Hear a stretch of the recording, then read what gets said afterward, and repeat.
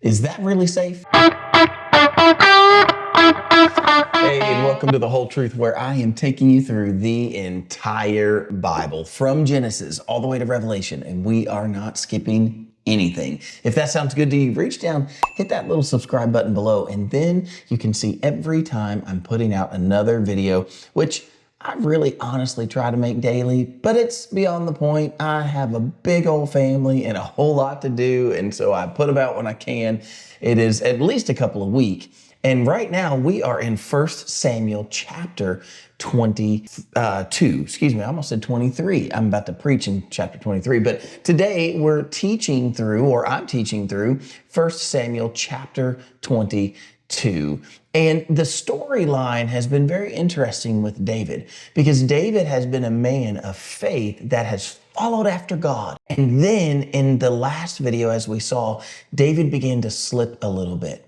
And he had to run from Saul, and he made some bad choices, and he went to some bad places and landed himself in a bad way. Literally gets arrested by Philistines and has to pretend that he's crazy. But the Holy Spirit of God was had anointed him and was upon him. And so David escaped from that, and he praised the Lord for his mercy and his goodness, that even when David had made such a mistake and ran after the Philistines, holding a Philistine's sword, even when David had done that, God still took care of him. He still blessed him. That's what we saw out of last chapter. And then now today we see, as we start the chapter with David. So this is 1 Samuel 22 with David, who has just run away from King Saul, who is chasing him. If some of those things don't make sense to you, I would recommend that you go back and watch the other videos through this series. I've put this all together as a series. When I say from Genesis through Revelation, maybe you're new to the Bible. That's the first book of the Bible and the last book of the Bible. And we're not skipping anything on the in-between. Literally every single chapter. And I try to get all the verses in the chapter, but goodness, I can't make these videos 4 hours long. So I go through each chapter verse by verse. We read it and then explain what's inside of each one. Now, if that sounds really, really good to you and you go, Justin, I want to support this, jump over on Patreon, go to patreon.com, look up The Whole Truth, and then you will find, or you can just go to thewholetruthbiblestudy.com and you'll also see it there. If you want to support the channel, you can do that on Patreon, and you also get the study notes that I'll teach from today. You can have those over on Patreon. It's like $5 a month. It's so inexpensive. I hope that you'll consider doing that, or at least go over to thewholetruthbiblestudy.com, and then you can see all of these studies in one location. Now grab your Bibles and turn them open to 1 Samuel chapter 22. Let's read this together. First, we'll start out with just a few verses. It starts in verse 1. David therefore departed from there and escaped to the cave of Adullam.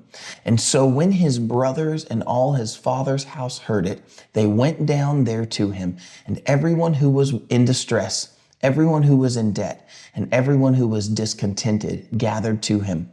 And so he became captain over them, and there were about 400 men with him. And then David went from there to Mizpah of Moab. And he said to the king of Moab, please let my father and mother come here with you until I know what God will do for me. And so he brought them before the king of Moab, and they dwelt with him all the time that David was in the stronghold. And now the prophet Gad said to David, do not stay in the stronghold, depart and go to the land of Judah. So David departed and went into the forest of Hereth. So that's the first 5 verses. Let's stop there, because I think that's a great place to pick up the story. It starts out with David therefore departed and escaped to the cave of Adullam. Now, what is happening? Remember, David was running from Saul. David made a mistake. He went and lied to the priest. He took the showbread. He went down he took Goliath's sword, and he went down into Gath, where Goliath was from, trying to hide from David. None of that worked well. That was all earthly, worldly ways to do things.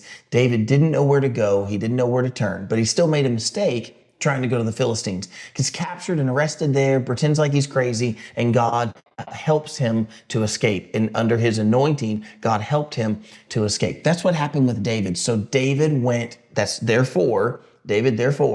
so David went to the cave of Adullam. He literally goes and hides in a cave. Now, I don't know if you've ever been in a cave, but caves are scary, dark places at times.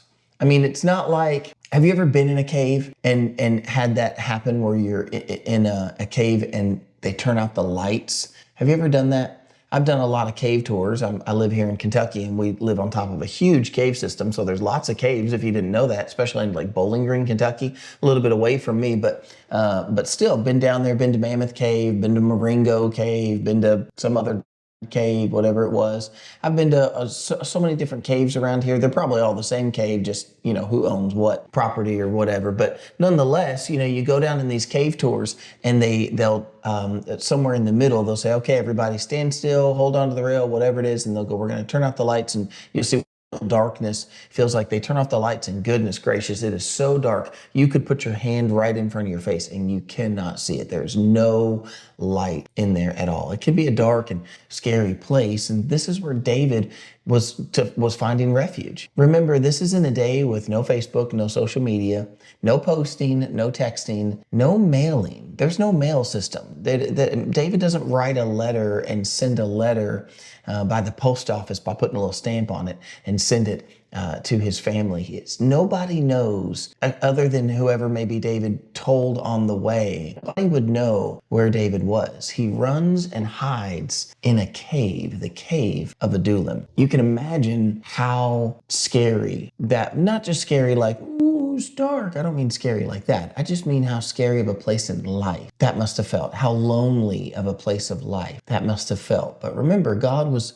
working on David and he was bringing something out of David. I just want to tell you this. I want you to think for a moment about how God does that sometimes, how God sometimes brings us to a place of isolation so that we will focus on him. In the Bible, we see that. There's a guy named Jacob. Abraham, Isaac, and Jacob. Jacob steals the inheritance from his brother, steals the blessing from his brother, the birthright from his brother. And for all intents and purposes, I mean, his brother was crying. His brother was, Esau, Jacob and Esau. Esau was crying and saying to his dad, isn't there anything left for me? And his dad was saying, no, I gave it all to Jacob. I know that story may not make sense. I didn't go over the whole thing there. But if you know the story, you know what I'm talking about. If you've been through this study with me, you know what I'm talking about. And then what happened with Jacob? Jacob had to run away from Esau. Esau was going to kill him for what he did.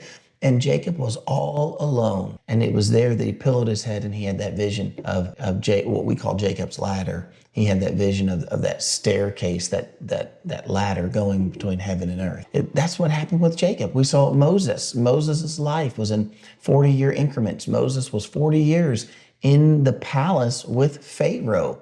His mom was a Hebrew, and she had Moses they were all supposed to kill the babies, the firstborn male babies, which was a tragic thing. Don't misunderstand me. I know I'm going over it quickly, but she took her baby and she put him in a basket and she put him in the Nile River, and he was picked up by Pharaoh's daughter. And Moses lived his life in the palace. I'm sure that much like David, thinking, this is how it's supposed to be. Like, this is how I'm going to, be able to deliver my people, my Hebrew people. But that's not how God worked it out. God had Moses go out into the wilderness and tend to sheep for the next 40 years. Moses did not do all of those things that you read in the book of Exodus. He didn't do those until he was 80 years old, because God got Moses by himself. He isolated Moses by himself. Look at Joseph. Joseph, who saved his brothers from the famine. What happened before he saved his brothers from the famine? He was thrown in a pit by himself with his coat of many colors. He was sold into slavery by himself. He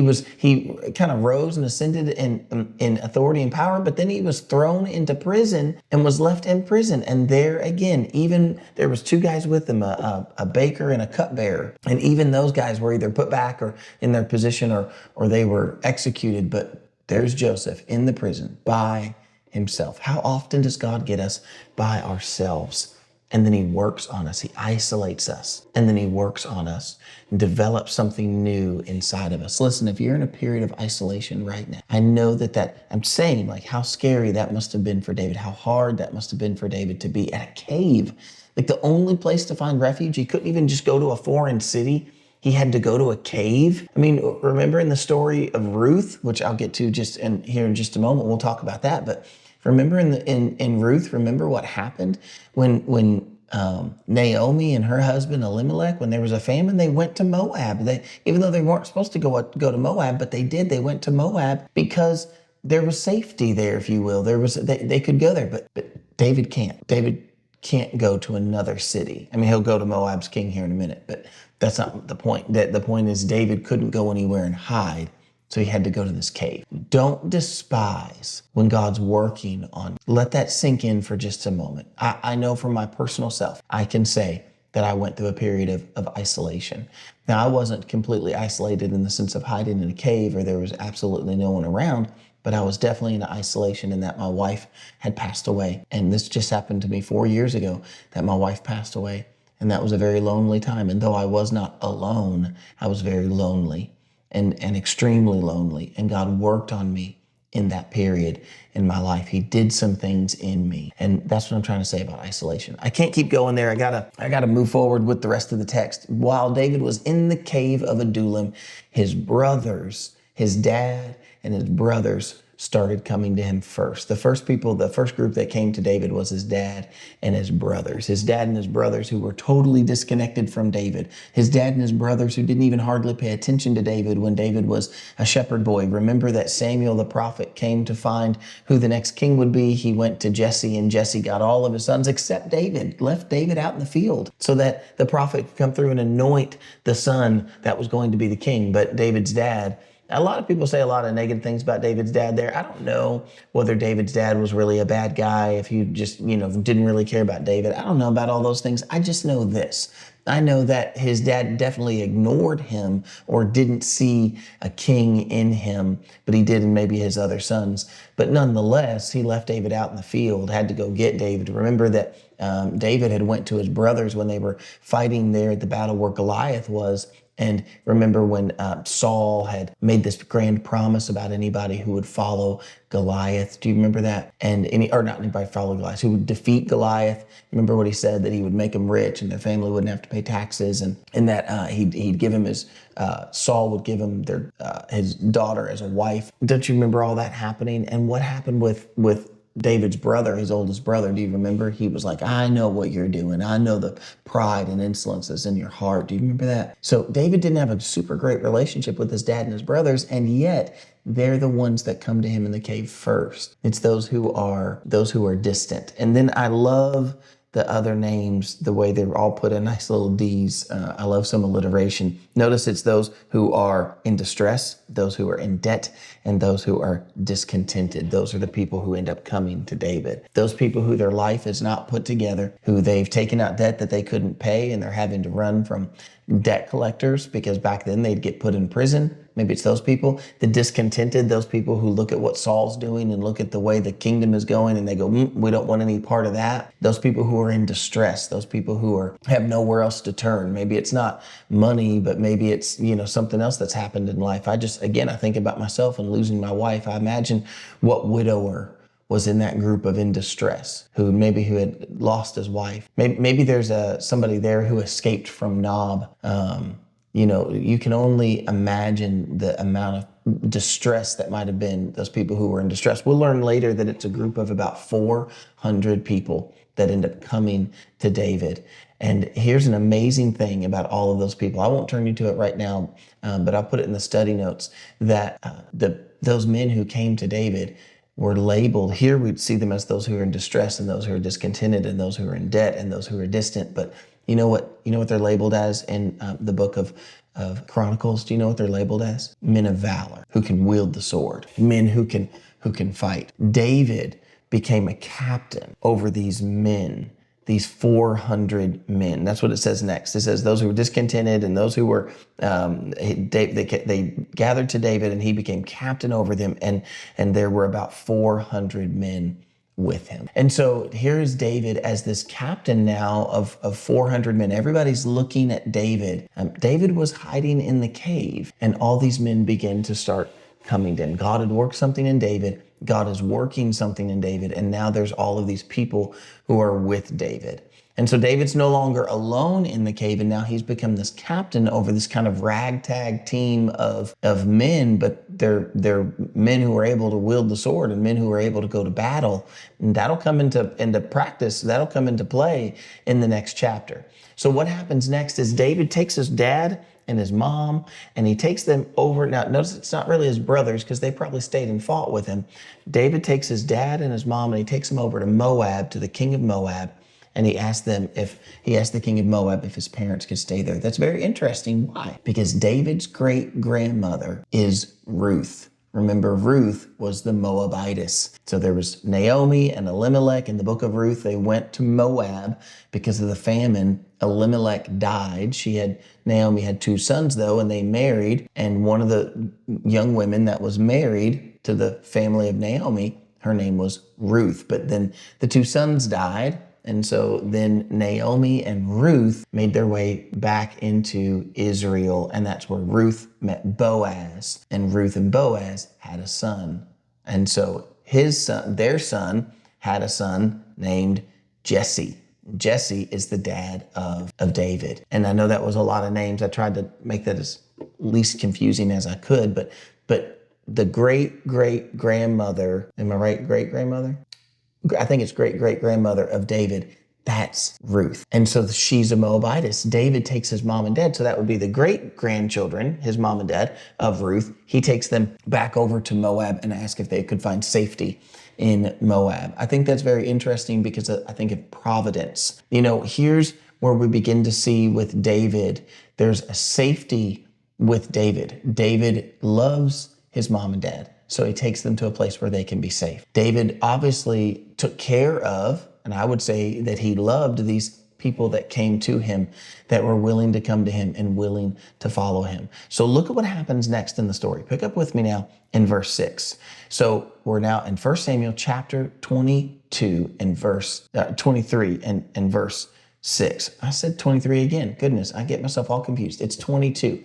1 Samuel 22, and then in verse 6. When Saul heard that David and the men who were with him had been discovered, now Saul was staying in Gibeah under the tamarisk tree in Ramah with his spear in his hand and all his servants standing about him. And then Saul said to his servants who stood about him, "Hear now, you Benjamites, will the son of Jesse give every one of you fields and vineyards and make you all captains over thousands and captains over hundreds? All of you have conspired against me, and there is no one who reveals to me that my son has made a covenant with the son of Jesse, and there is no one who is sorry for me or reveals to me that my son had stirred up my servant against me to lie in wait, as it is this day."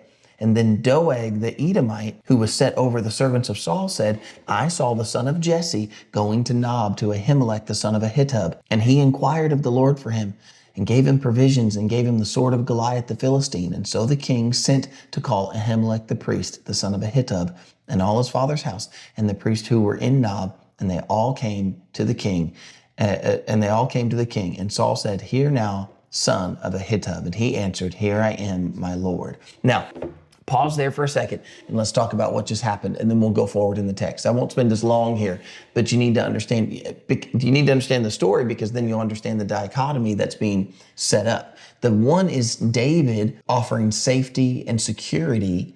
The second part of this is Saul. Saul is seen under the tamarisk tree. So David was hiding in the cave. His mom and dad came to him, his brothers came to him, the discontented came to him, the distressed, the indebted came to him. All these people came to David. 400 people come to David. David takes his mom and dad to Moab. Then he goes back over to Adullam. It's the stronghold. It's the place where he's hiding. And this prophet comes to him out of these 400 men. One of them obviously was a prophet. And this prophet comes to him and says, "David, thus says the Lord." That's what a prophet says. "Thus says the Lord.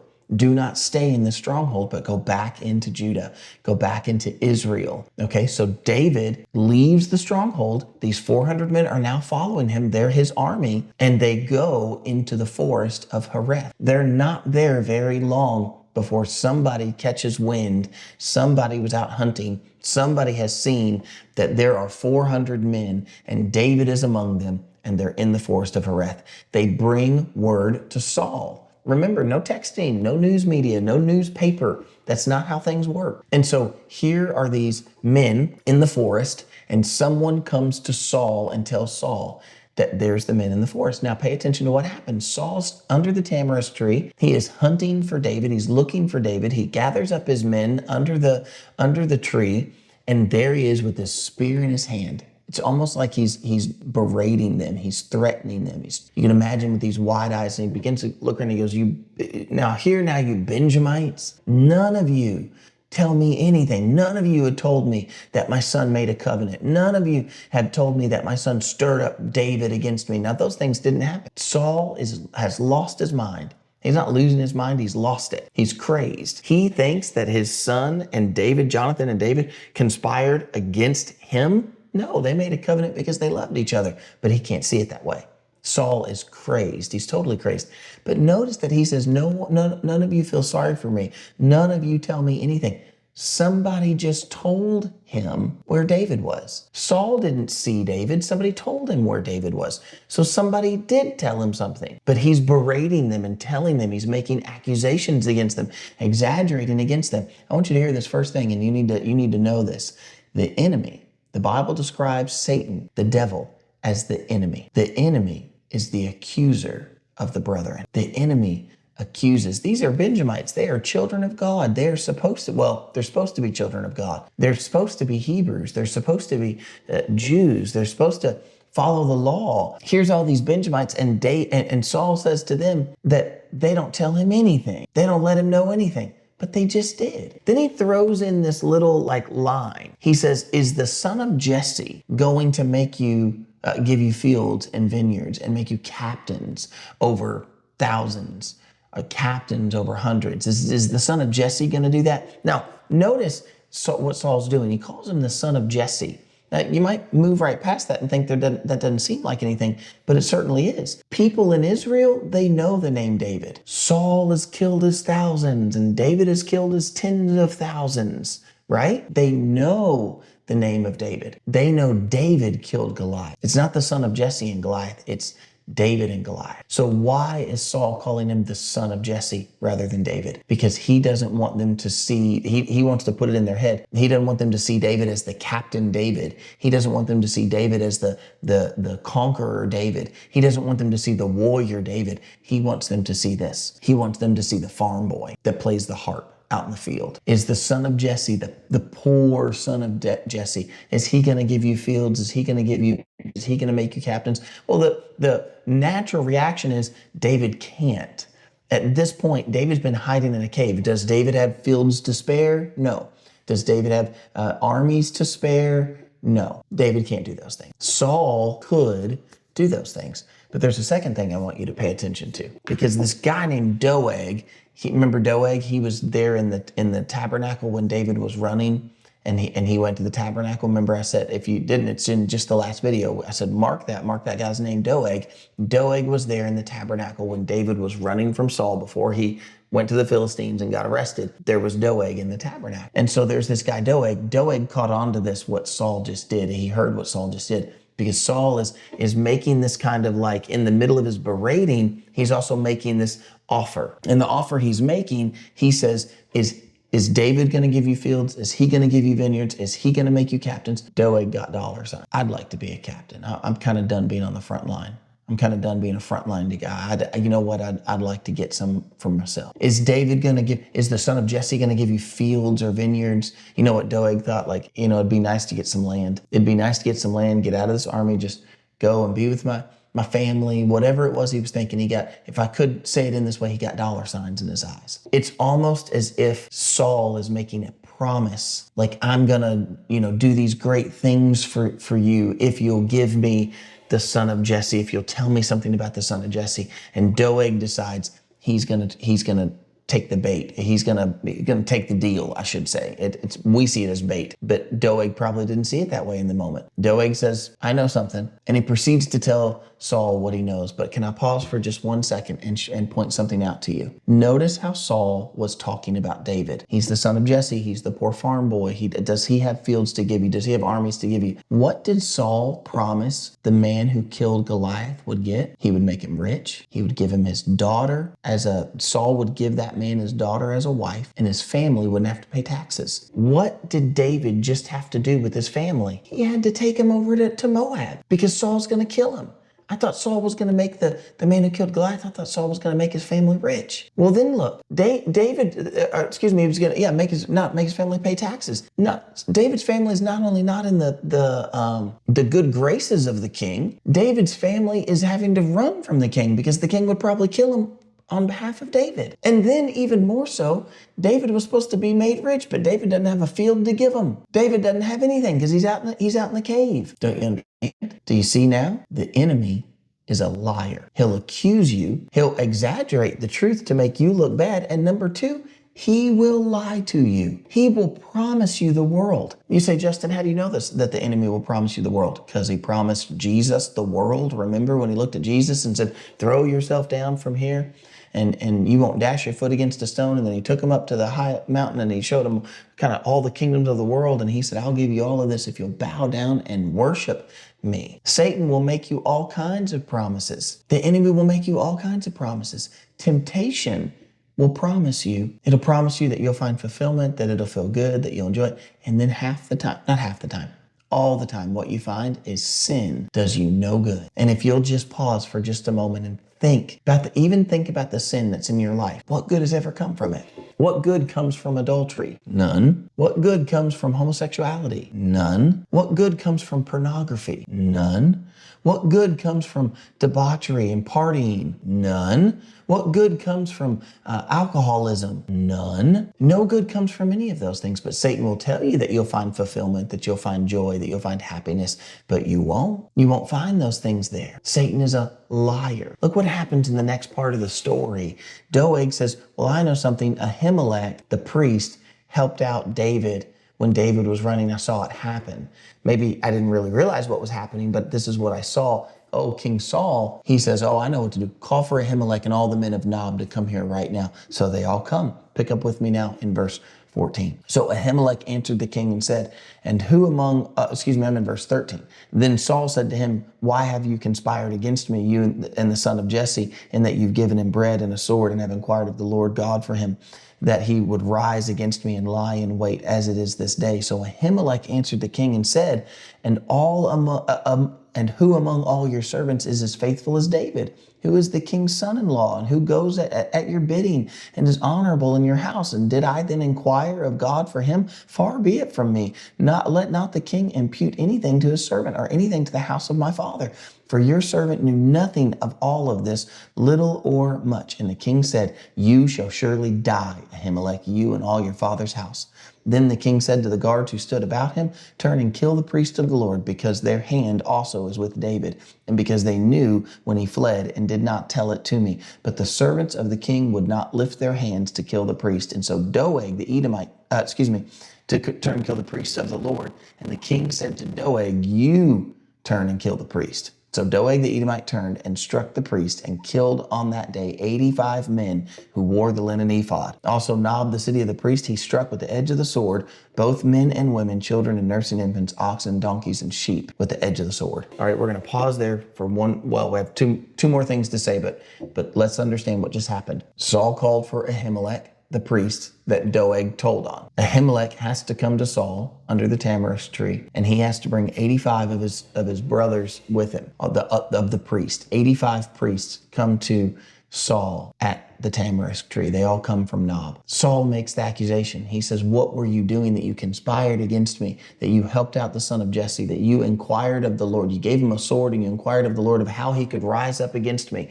Well, the priest says, I didn't do any of that. That's not how that went. He said, who among your servants is more faithful than David? Who among your servants is more faithful than David is what he said. He's not being smart aleck. He's not trying to get Saul going. He's saying like, everybody knows David's wonderful. Like I didn't know anything of this situation with you all. I didn't inquire of the Lord. It wasn't like that. Far be it from me. He says, don't impute any of that to me. Don't impute any of that to your servants. And what did Saul say? Did Saul believe him? No, Saul says, you shall surely die. You and all the priests of Nob, all of you, all 85 men that are standing there. Saul just condemns them to death. He looks at his soldiers and he says, kill all the priests. But the soldiers know better than that. They're all like, Saul is, number one, he's crazed. He's out of his mind. And it doesn't take a rocket scientist to figure out, like, you shouldn't kill the priest of the Lord. And that these men haven't done anything wrong. But Saul says, kill him. The soldiers, they stood still. So Saul looked at Doeg and said, you kill him. Oh man. Can you imagine the fear of those men who, there's Saul with his spear, berating and yelling at them, berating and yelling at the priest. And now he looks at them and says, kill the priest. And there's all of these men, all of these soldiers, and they're standing there. They want to honor their king. They want to honor their oath. They want to do what is right, but they don't want to kill these priests. But you don't think Saul got in somebody's face and said, go and kill them. How hard that must have been to stand there and not. But now, even worse, Saul looks at Doeg. Do you think when Doeg threw his hand up and said, oh, I know something, Saul, King Saul, I know something. Do you think that he thought later that day he'd be ordered to kill the priest? I wonder how scared Doeg was in this moment to think my life is on the line. I don't know about you all, but I just don't see Doeg with a sinister sneer like, oh, I'm getting what I want. I get to kill the priest.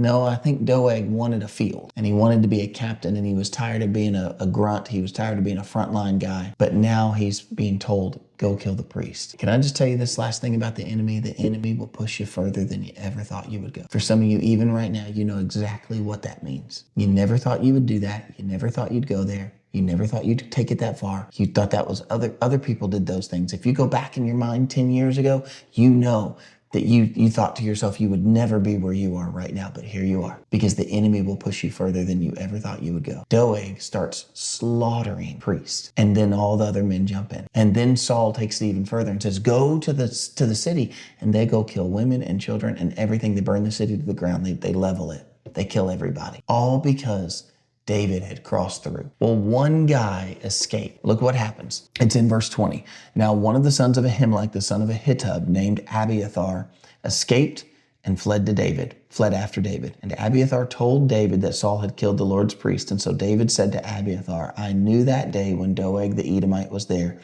that he would surely tell Saul, I have caused the death of all the persons of your father's house. Stay with me, do not fear. For he who seeks my life seeks your life, but with me you shall be safe. Of this whole chapter, that is my absolute favorite line.